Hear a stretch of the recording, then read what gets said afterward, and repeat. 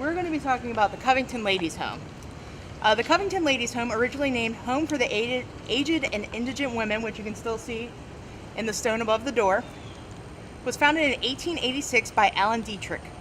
Dietrich was an advocate for equal rights, education for women, and would gain national acclaim as an early member of the suffrage movement. After the Great Flood of 1885, worried about the plights of women and families who lost everything, she founded the Women's Educational and Industrial Union, which offered training classes and educational opportunities. Dietrich was particularly worried about older women that did not have families, so she then created the Home for Aged and Indigent Women.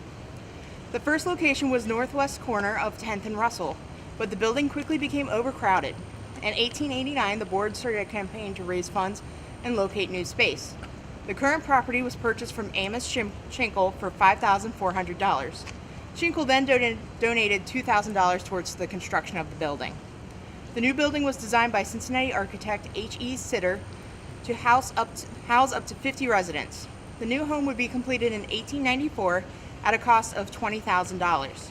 This year is the 130th anniversary of the home, and today there are 25 women still living there. We're going to be talking about the building behind us, the 600 Block of Garrard.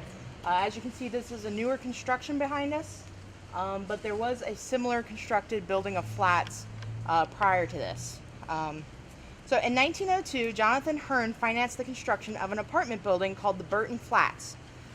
The apartments were designed by architect William P. Bowsmith and built at a cost of $75,000, which in today's money is over $2 million.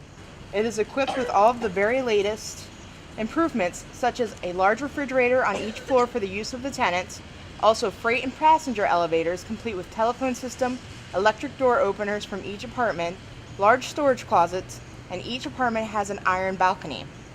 The building would fall into disrepair by the 1980s, even becoming the Kentucky Post's Eyesore of the Week in 1985, before becoming a victim of arson in 1986. Sadly, due to the condition of the structure, it was demolished in December of 1986. The present-day buildings were built in their place after the fire in that same year.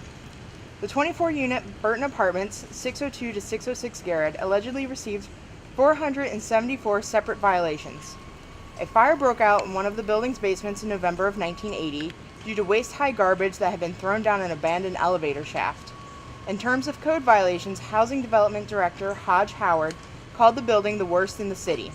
Quote, "There's raw sewage in the basement, some of the back porches are in danger of falling off, and doors open out to nowhere, where some have already fallen off."